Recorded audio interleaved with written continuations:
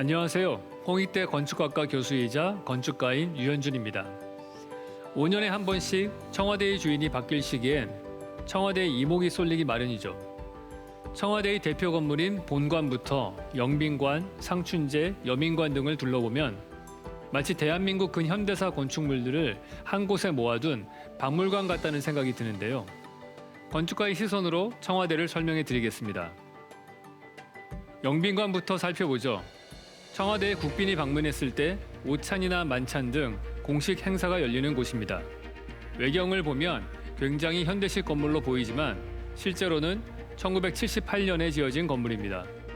구조는 현대식인데 디자인 모티브는 동양에서, 또 내부 디자인 양식은 서구 전통 건축을 따왔다고 볼 수 있는데요. 이런 게 1970에서 80년대 유행하던 포스트 모던 스타일입니다. 영빈관과 같은 해에 지어진 건물이 서울 광화문에 위치한 세종문화회관인데요.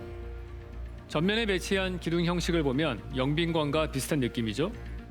세종문화회관도 대표적인 포스트 모던 스타일이라고 볼 수 있습니다. 더 시간을 거슬러 올라가면 그리스 파르테논 신전의 양식을 따온 것 같기도 합니다. 특히 전면에 배치된 4개의 돌기둥은 바위 하나를 통째로 깎아내 이음새를 찾아볼 수 없는 게 특징인데요. 돌기둥 하나를 통으로 사용했다는 건 정말 어마어마한 거거든요. 예를 들어 광개토도양비도 돌 하나로 만들어진 건데 당시 권력과 힘을 보여주는 척도라고 할 수 있죠. 또 한국 전통 건축에선 처마 밑에 석가래가 꼭 필요한데 전통적인 의미를 남겨두기 위한 걸로 보이네요. 내부 디자인을 보시면 아까도 말씀드렸듯이 서구 전통 건축, 특히 베르사유 궁전 같은 느낌이 들죠. 벽 쪽에 있는 문양과 기둥의 모양새가 화려한데요. 외부엔 전통 한옥 모양의 지붕을 얹었지만 내부는 화려한 서양식 인테리어로 동서양과 현대식 스타일이 뒤섞여 있다고 볼 수 있습니다. 전 세계 건축계에서 포스트 모더니즘이 유행한 시절은 1970년대부터이고 영빈관은 그 유행의 시기에 지어졌습니다. 그래서 전통적인 건축물을 짓고는 싶은데 목조 건축으로는 크게 지을 수 없으니 디자인은 한국적인 것을 장식적으로 따르되 구조는 철근 콘크리트를 사용해 이런 형태의 건물로 만들어진 겁니다. 이번엔 청와대 본관을 둘러보겠습니다. 의외로 본관 건물의 역사는 길지 않은데요. 1991년에 완공된 건물로 전통 목구조와 궁궐 건축 양식을 기본으로 하면서 우리나라 건축 양식 중 가장 격조 높고 아름답다는 활짝 지붕을 올리고 약 15만 장 정도 되는 청기화를 얹었습니다. 청기화는 도자기를 굽듯이 하나씩 구워 100년 이상 견딜 수 있는 강도를 지녔다고 합니다. 지붕 아래를 보면 아까 영빈관에서 설명한 석가래가 보이시죠? 그리고 그 밑에 있는 것들을 전통 건축에서는 공포라고 하는데요. 지붕의 무게를 분산시키거나 집중시키는 구조물입니다. 본관 지붕의 공포를 보면 석가래 밑에 물결치듯 켜켜이 쌓아서 웅장한 멋을 내는 역할을 하기도 합니다. 그리고 여기 보시면 색이 칠해진 부분이 보이실 겁니다. 전통 건축물에 여러 가지 빛깔로 무늬와 그림을 그려 넣는 단청이라고 하는데요.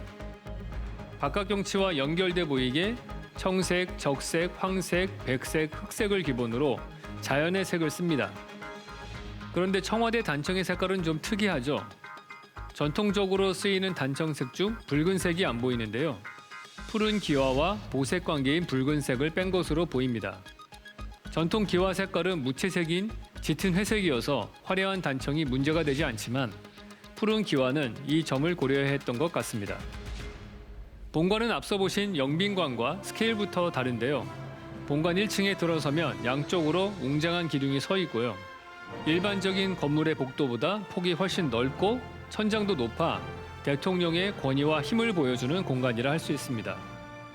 본관 안에서도 한국적인 미를 강조한 인테리어가 눈에 띄는데요. 내부 천정에 달린 샹들리에는 공포와 접목시킨 한국식 샹들리에라고 볼 수 있습니다. 이곳은 청와대에서 규모적인 면이나 실제 건축 구조 면에서 가장 한국적인 공간 상춘제입니다. 여야 대표 회동이나 외국 국빈 접대 때 뉴스에서 많이 봤던 곳이죠. 한옥을 짓는 데 으뜸가는 목재인 춘향목, 그것도 200년 이상 된 것을 사용해 지었는데요. 외관만 봐도 우리나라 전통 건축물답습니다. 그동안 외관의 색상에도 변화가 있었는데요. 처음 지을 당시엔 흰 개미가 나무를 갉아먹는 걸 막으려고 니스칠을 했지만 이로 인해 나무의 공기가 차단돼 좋지 않은 상태였다고 합니다. 그래서 목재 보호를 위해 니스칠을 벗겨내고 전통 방식대로 들기름을 바르고 새 단장을 했는데요. 예전에 흰색처럼 보이던 상춘재 외관이 이제야 나무색을 되찾은 걸로 보이네요. 주요 건물들만 둘러봤지만 한국적인 모습과 서양적인 모습이 뒤섞인 건축 양식들을 볼 수 있었는데요. 건물마다 그 당시에 최선을 다해 만든 요소들이 보였지만 현재의 시각으로 바라보면 조금 아쉬움이 남는 부분도 있었습니다. 바로 소통의 단절인데요. 그 얘기는 잠시 후에 들려드리겠습니다.